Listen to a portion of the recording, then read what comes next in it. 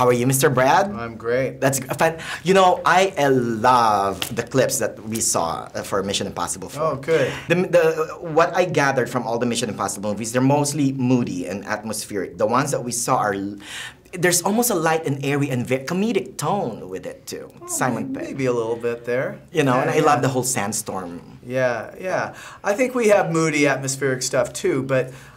definitely, I would say I was looking for a little more of a playful tone, and I think this has that in it a little bit. So I'm very excited to see the whole thing. Cool. You and me both. I will, yeah, don't fail me, Mr. Brad. I've always, doing my best, man.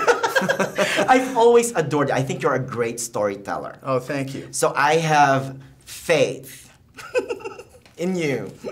All right, good. I'm not a Catholic, but you did that, so I'm just following suit. Right. No, it is quite an impossible mission to jump from the animated world to the live action. What made you do that? I've been wanting to do it for a long time. I've actually written things for live action before this, and you know, a number of projects that I wanted to get off the ground were live action. And I was going to go into a live-action film after Incredibles, and then Pixar asked me to take on Ratatouille, so I sort of delayed it. And then I was working on another live-action film after Ratatouille that the script was just really complicated to get right. And suddenly I said, I got to do something else for a while. And I still want to do that project, but I need to do something else. And I'd known JJ for a long time, and I met Tom after The Incredibles, and we all got along really well. So, and then the timing worked out perfectly. So it was a chance to work with two guys who I not only admire creatively, but I hit it off with them really well as people. What was your first edict when you said, I'll do Mission Impossible? What's the first one that you want to do? Well, one of the reasons I was attracted to the series, the tentpole, so to say, is that Tom always wanted each Mission Impossible film to have the flavor, different flavors of their directors.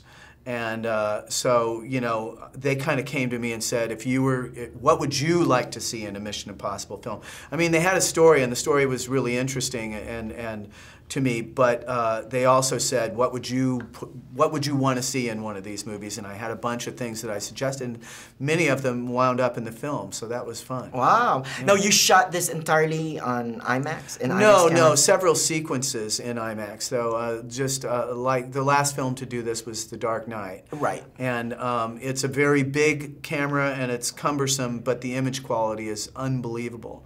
And if you can see it on an IMAX screen, which is 5 stories high, it's just unbelievably sharp and clear, and fills your field of vision so you feel like you're there. Speaking of The Dark Knight, is it true that The Dark Knight Rises will show 6 minutes of the footage before the Mission Impossible screen? I can't say anything about that, seeing as how it's not a Paramount movie, but there might be something like that in there.